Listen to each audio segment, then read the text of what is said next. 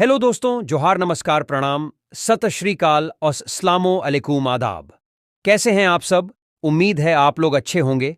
आज है 1 नवंबर 2024, दिन शुक्रवार, बांग्ला 15 कार्तिक, और आज हम हर रोज की तरह फिर से हाजिर हैं झारखंड के तमाम छोटी बड़ी खबरों के साथ। इससे पहले अभी तक आपने B2B news Jharkhand news channel को सब्सक्राइब नहीं किया है तो सब्सक्राइब कर दीजिए, ताकि झारखंड में होने वाली तमाम छोटी बड़ी खबरों से खुद को अपडेट रहें और जानकारी से अवगत हो सकें। तो चलिए बात करते हैं, तमाम छोटी बड़ी खबरों पर नजर डालते हैं। बोकारो में पटाखा दुकानों में लगी भीषण आग, दर्जनों दुकानें जलकर खाक। बोकारो दरगाह नदी के किनारे स्थित पटाखों की दर्जनों दुकानों में अचानक भीषण आग लग गई, जिसमें 1 करोड़ से अधिक की संपत्ति का नुकसान होने की संभावना जताई जा रही है। इस हादसे से पूरे इलाके में भगदड़ और दहशत का माहौल बन गया। आग पर काबू पाने के लिए दमकल विभाग की कई गाड़ियां मौके पर पहुंची और लगातार प्रयास कर रही हैं। बताया जा रहा है कि यह दुकानें सुरक्षा के दृष्टिकोण से सघन आबादी से दूर बोकारो और चास के बीच स्थापित की गई थीं। आग की लपटों से कई गाड़ियां भी जलकर खाक हो गईं। प्रत्यक्षदर्शियों के अनुसार हादसे के समय पटाखों के धमाके से लोग भयभीत हो गए और अपनी जान बचाने के लिए वहां से भागने लगे, जिससे भगदड़ में कई लोग घायल हो गए।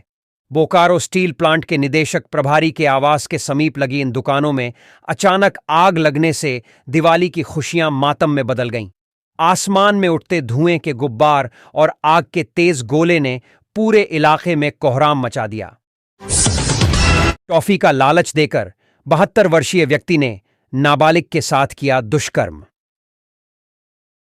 पलामू मेदिनीनगर टाउन थाना क्षेत्र में एक 72 वर्षीय व्यक्ति ने 11 वर्ष की बच्ची के साथ दुष्कर्म की घटना को अंजाम दिया है। बता दें कि पुलिस ने पूरे मामले में कार्रवाई करते हुए आरोपी को गिरफ्तार कर लिया है और आगे की छानबीन में जुट गई है। आरोपी को न्यायिक हिरासत में भेजने की भी तैयारी कर रही है। इधर पीड़िता को मेडिकल जांच के लिए Medini Rai medical college and hospital भेजा गया है। पूरा मामला जानकारी के मुताबिक बुजुर्ग ने 11 साल की बच्ची को टॉफी खिलाने के बहाने बुलाया और उसके साथ दुष्कर्म किया। घटना के बाद नाबालिग ने पूरे मामले की जानकारी परिजनों को दी, जिसके बाद पूरे मामले का खुलासा हुआ। जिसके बाद परिजन तुरंत पुलिस के पास पहुंचे और इस घटना की जानकारी दी। सूचना मिलते ही पुलिस ने आरोपी को गिरफ्तार कर लिया। फिलहाल आरोपी से पूछताछ की जा रही है, साथ ही उसे न्यायिक हिरासत में भेजने की तैयारी की जा रही है। एफएसएल की टीम घटनास्थल की जांच कर रही है। 72 वर्षीय आरोपी मेदिनीनगर में किराए के मकान में रहता है। मेदिनीनगर सदर एसडीपीओ मणिभूषण प्रसाद ने घटना की पुष्टि करते हुए बताया कि आरोपी को गिरफ्तार कर लिया गया है। मामले में आगे की छानबीन की जा रही है। आरोपी के खिलाफ पोक्सो संबंधित गंभीर धाराओं में एफआईआर दर्ज की गई है। वहीं मेदिनीनगर टाउन थाना प्रभारी देवव्रत पोद्दार ने बताया कि आरोपी ने पहले भी टॉफी खिलाने के बहाने पीड़िता के साथ दुष्कर्म किया है। आरोपी को न्यायिक हिरासत में भेजा जा रहा है। एक दिया शहीदों के नाम। हजारीबाग दीपावली की पूर्व संध्या पर युवा रंजन चौधरी ने पूर्व सैनिकों के साथ मिलकर एक दिया शहीदों के नाम कार्यक्रम का आयोजन किया। इस अवसर पर शहीद स्मारक को सैकड़ों जलते दीपों से रोशन किया गया, जिससे परिसर जगमगा उठा। कार्यक्रम में उपस्थित लोगों ने भारत माता की जय, वंदे मातरम और वीर शहीद जवान जिंदाबाद जैसे देशभक्ति के नारे लगाए। राष्ट्रीय स्वयंसेवक संघ से जुड़े समाज सेवी श्रद्धानंद सिंह ने कहा कि हमारा देश वीरों की भूमि है और वीर जवानों की बदौलत हमारी मातृभूमि सुरक्षित है। हर भारतीय का कर्तव्य है कि खुशी के मौकों पर हम उन्हें याद करें। कार्यक्रम के संयोजक रंजन चौधरी ने बताया कि पिछले 8 वर्षों से वे शहीदों को नमन करते आ रहे हैं और दीपावली पर शहीद स्मारक को रोशन करते हैं, जिससे उनकी शहादत को सजीव रखा जा सके। झील सफाई समिति के अरुण वर्मा ने भी शहीदों के बलिदान को याद करते हुए कहा कि हम उन्हें कभी नहीं भूल सकते। इस आयोजन में पूर्व सैनिकों और शहीदों के परिजनों को भी सम्मानित किया गया। कार्यक्रम में महेंद्र गोप, कमल किशोर, अजय प्रसाद, अवध कुमार भारती और कई अन्य गणमान्य व्यक्ति उपस्थित थे। इस बार कार्यक्रम बेहद सादगी भरे माहौल में आयोजित किया गया। जिसमें बीएसएफ बैंड की आकर्षक प्रस्तुति भी शामिल थी। सड़क हादसे में युवक की मौत, 2 घायल। लोहरदगा जिले के कुड़ू थाना क्षेत्र के कुड़ू ब्लॉक मोड़ बंधुआ मुख्य पथ पर गुरुवार को 2 बाइकों की आमने सामने भिड़ंत में एक युवक की मौके पर ही मौत हो गई। मृतक की पहचान कुंदगढ़ा निवासी 23 वर्षीय लाल अभिजीत नाथ शाहदेव के रूप में हुई है। हादसे में घायल हुए कुंदगढ़ा के आकाश उरांव और विश्रामगढ़ के लच्छू उरांव की स्थिति गंभीर बताई जा रही है। स्थानीय ग्रामीणों ने तुरंत दोनों घायलों को उठाकर कुड़ू सामुदायिक स्वास्थ्य केंद्र में भर्ती कराया। वहां प्राथमिक उपचार के बाद उन्हें बेहतर इलाज के लिए रिम्स रेफर किया गया है। घटनास्थल पर पहुंची पुलिस ने शव को कब्जे में लेकर पोस्टमार्टम के लिए लोहरदगा सदर अस्पताल भेज दिया। कुड़ू थाना प्रभारी कुलदीप राज टोप्पो ने बताया कि पुलिस मामले की जांच कर रही है। प्रत्यक्षदर्शियों के अनुसार दोनों युवकों ने हेलमेट नहीं पहन रखा था, जिससे यह गंभीर हादसा हुआ। इस घटना से मृत युवक के परिजनों का हाल बेहाल है और घर में दीपावली की खुशियां मातम में बदल गई हैं। छठ में बिहार जाने का न लें टेंशन, 16 जोड़ी स्पेशल ट्रेन चलेंगी। रांची, छठ पर्व 2024 के मद्देनजर रेलवे ने बिहार जाने वाले प्रवासियों के लिए विशेष ट्रेनें चलाने की घोषणा की है। यात्रियों की बढ़ती संख्या को ध्यान में रखते हुए कुल 16 जोड़ी स्पेशल ट्रेनें संचालित की जाएंगी। ये स्पेशल ट्रेन चलेंगी ट्रेनें 0, 3, 1, 2, 3 कोलकाता पटना स्पेशल 3 व 10 नवंबर को कोलकाता से 23:50 पर खुलकर अगले दिन 10:25 पर पटना जंक्शन पहुंचेगी। 0, 3, 1, 2, 4 पटना सियालदह स्पेशल 4 व 11 नवंबर को पटना जंक्शन से 12:15 पर खुलकर उसी दिन 23:55 पर कोलकाता पहुंचेगी। 0, 6, 2, 3, 7 SMVT Barauni festival special SMVT Bengaluru से 4 नवंबर को 21:25 पर खुलकर 6 नवंबर को 17:10 पर पाटलिपुत्र में रुकते हुए रात के 8 बजे बरौनी पहुंचेगी। 0, 6, 2, 3, 8 Barauni SMVT Bengaluru festival special Barauni से 9 नवंबर को 10 बजे खुलकर 13:10 पर पाटलिपुत्र रुकते हुए 11 नवंबर को 13:30 पर एसएमबीटी बेंगलुरु पहुंचेगी। 0, 3, 1, 2, 1 सियालदह गोरखपुर स्पेशल सियालदह से 7 नवंबर को 18:15 पर खुलकर अगले दिन 3:25 पर पटना जंक्शन रुकते हुए 10:10 पर गोरखपुर पहुंचेगी। 0, 3, 1, 2, 2 गोरखपुर सियालदह स्पेशल गोरखपुर से 8 नवंबर को 11:30 पर खुलकर अगले दिन 6:25 पर सियालदह पहुंचेगी। ये ट्रेनें भी चलाई जाएंगी।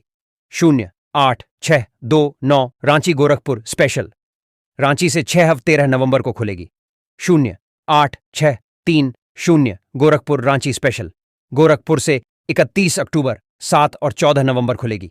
0, 8, 1, 8, 3 टाटा बक्सर स्पेशल टाटा से 1 व 8 नवंबर को 22:40 पर खुलकर अगले दिन 15:15 पर बक्सर पहुंचेगी।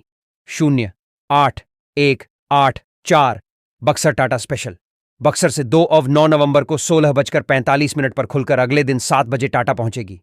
0, 8, 5, 2, 0 विशाखापट्टनम दानापुर स्पेशल विशाखापट्टनम से 4 नवंबर को 9:10 पर खुलकर अगले दिन 11 बजे दानापुर पहुंचेगी। 0, 8, 5, 1, 9 दानापुर विशाखापट्टनम स्पेशल दानापुर से 5 नवंबर को 12:30 पर खुलकर अगले दिन 15:45 पर विशाखापट्टनम पहुंचेगी। सहरसा पटना से नई दिल्ली व दानापुर से कोटा के लिए स्पेशल ट्रेनें 0, 7, 6, 1, 5 नांदेड़ पटना स्पेशल नांदेड़ से 5 व 12 नवंबर को 14:30 पर खुलकर तीसरे दिन 3:30 बजे पटना पहुंचेगी। 0, 7, 6, 1, 6 पटना नांदेड़ स्पेशल पटना से 31 अक्टूबर 7 और 14 नवंबर को 2:30 पर खुलकर अगले दिन 11 बजे नांदेड़ पहुंचेगी। 0, 1, 1, 5, 3 देवलाली दानापुर स्पेशल देवलाली से 2 और 9 नवंबर को 12 बजे खुलकर तीसरे दिन 3 बजे दानापुर पहुंचेगी। 0, 1, 1, 5, 4 दानापुर मनमाड़ स्पेशल दानापुर से 4 व 11 नवंबर को 10 बजे खुलकर अगले दिन 22:30 30 पर मनमाड़ पहुंचेगी। 04:00-03 पटना प्रयागराज स्पेशल पटना से 2 नवंबर को 8:30 बजे खुलकर उसी दिन 2:30 बजे प्रयागराज पहुंचेगी। इसके साथ ही सहरसा, पटना से नई दिल्ली और दानापुर से कोटा के लिए भी स्पेशल ट्रेन का परिचालन किया जा रहा है। पटना और आरा के बीच ट्रेनें 03-3-4-7 पटना आरा स्पेशल 3 से 29 नवंबर तक हर रविवार, बुधवार और शुक्रवार को सुबह 6:05 पर पटना से प्रस्थान कर 7:15 पर आरा पहुंचेगी। वापसी में शाम 4 बजे 6:30 पर आरा से चलकर 7:50 पर पटना पहुंचेगी। 03-3-1-9 राजेंद्र नगर आरा स्पेशल 1 से 30 नवंबर तक प्रतिदिन सुबह 4:45 पर राजेंद्र नगर से चलकर 6 बजे आरा पहुंचेगी। वापसी में 03-3-2-0 आरा राजेंद्र नगर स्पेशल रात सुबह 10 बजे आरा से चलकर सुबह 11:10 पर राजेंद्र नगर पहुंचेगी। सीए इंटरमीडिएट परीक्षा में आयुषी गोपाल का रांची टॉपर, देश भर में मिला 10वां स्थान। The institute of chartered accountants of India ICAI ने सितंबर 2024 में आयोजित सीए इंटरमीडिएट और सीए फाउंडेशन परीक्षा का रिजल्ट बुधवार को घोषित किया। रांची परीक्षा केंद्र से आयुषी गोपालका ने 600 में से 419 अंक हासिल कर सीए इंटरमीडिएट में टॉप किया और देश भर में 10वां स्थान प्राप्त किया। रांची की शाखा की अध्यक्ष सीए श्रद्धा बागला, सीए उमेश कुमार, सीए हरेंद्र भारती और अन्य ने आयुषी समेत सभी सफल परीक्षार्थियों को बधाई दी। रांची परीक्षा केंद्र से सीए इंटरमीडिएट के दोनों ग्रुप में कुल 66 परीक्षार्थियों ने सफलता हासिल की है, जिसमें 40 ने प्रथम ग्रुप और 21 ने द्वितीय ग्रुप में सफलता प्राप्त की है। आयुषी गोपालका, जो रांची के कांके रोड की निवासी हैं, ने कहा कि पढ़ाई के दौरान कॉन्सेप्ट को समझना बहुत महत्वपूर्ण है। उन्होंने अपनी सफलता का श्रेय अपने माता-पिता को दिया। उनके पिता नीतेश गोपालका एक बिजनेसमैन हैं, जबकि मां रीना गोपालका गृहिणी हैं। अखिल भारतीय स्तर पर सीए इंटरमीडिएट की परीक्षा में शामिल कुल विद्यार्थियों में से 5.66% ने सफलता प्राप्त की। मुंबई के परामी उमेश पारेख ने 80.67% अंक लाकर देश भर में टॉप किया है। सीए इंटरमीडिएट और सीए फाउंडेशन की परीक्षाएं 459 और 453 परीक्षा केंद्रों पर आयोजित की गई थीं। इस सफलता ने रांची के छात्रों को गर्वित किया है और आगे की चुनौतियों का सामना करने के लिए प्रेरित किया है। दिवाली में बारिश की खलल, रांची समेत झारखंड में कई जगह छाए रहेंगे बादल। झारखंड की राजधानी रांची में पिछले 24 घंटे में शाम के समय हल्की बारिश देखी गई, जबकि अन्य जिलों में मौसम सुहावना रहा। आज 1 नवंबर को झारखंड में सुबह में कोहरा या धुंध रहने का अनुमान है। बाद में आंशिक बादल छाए रहने की संभावना है। क्या कहते हैं मौसम वैज्ञानिक? रांची मौसम केंद्र के मौसम वैज्ञानिक अभिषेक आनंद ने बताया कि यह बारिश स्थानीय मौसम के कारण होगी। चक्रवात तूफान कमजोर पड़ चुका है और इसका राज्य पर कोई असर नहीं है। उन्होंने बताया कि दिवाली के दिन लोगों को निराश होने की आवश्यकता नहीं है, क्योंकि दिन में मौसम खिला रहेगा, लेकिन शाम को हल्की बारिश हो सकती है, जो कुछ ही देर तक चलेगी। मौसम विभाग ने अपने पूर्वानुमान में बताया है कि 1 नवंबर यानी दीपावली के दिन झारखंड में सुबह में कोहरा या धुंध रहने का अनुमान है। बाद में आंशिक बादल छाए रहने की संभावना है। रांची के मौसम के मिजाज की बात करें तो दीपोत्सव के मौके पर सुबह में कोहरा या धुंध रह सकती है। इसके बाद आंशिक बादल छाए रह सकते हैं। रांची के होटवार सेंट्रल जेल में छापेमारी, सभी वार्ड व बैरक की ली तलाशी। विधानसभा चुनावों के शांतिपूर्ण एवं भयमुक्त संचालन के मद्देनजर 31 अक्टूबर 2024 को बिरसा मुंडा केंद्रीय कारा होटवार में छापेमारी की गई। इस अभियान का नेतृत्व उपायुक्त रांची वरुण रंजन और वरीय पुलिस अधीक्षक चंदन कुमार सिन्हा ने किया। इस छापेमारी दल में अपर जिला दंडाधिकारी विधि व्यवस्था राजेश्वरनाथ आलोक, पुलिस अधीक्षक नगर राजकुमार मेहता, अनुमंडल पदाधिकारी रांची सदर उत्कर्ष कुमार, 2 पुलिस उपाधीक्षक, कार्यपालक दंडाधिकारी, 20 पुलिस पदाधिकारी और 150 पुलिस जवान शामिल थे। छापेमारी के दौरान सभी वार्ड और बैरकों की गहन जांच की गई। अधिकारियों ने जेल के प्रत्येक वार्ड और सेल में सघन निरीक्षण किया। इस दौरान किसी भी प्रकार का आपत्तिजनक सामान बरामद नहीं हुआ, जिससे प्रशासन ने राहत की सांस ली। इस कार्रवाई का उद्देश्य चुनावों के दौरान संभावित अव्यवस्थाओं को रोकना और सुनिश्चित करना है कि जेल में कोई आपात स्थिति न उत्पन्न हो। अधिकारियों का कहना है कि इस तरह के प्रयासों से चुनावी प्रक्रिया को सुरक्षित और शांतिपूर्ण बनाने में मदद मिलेगी। पहले चरण में 685 प्रत्याशी मैदान में। रांची के हट्टिया में सबसे ज्यादा 27 उम्मीदवार। रांची झारखंड विधानसभा चुनाव के पहले चरण में कुल 43 सीटों के लिए अब 685 प्रत्याशी चुनावी मैदान में हैं। पहले चरण में नामांकन करने वाले कुल 1609 उम्मीदवारों में से 743 प्रत्याशी स्क्रूटनी के बाद बच गए थे, जिनमें से 58 ने अपने नाम वापस ले लिए।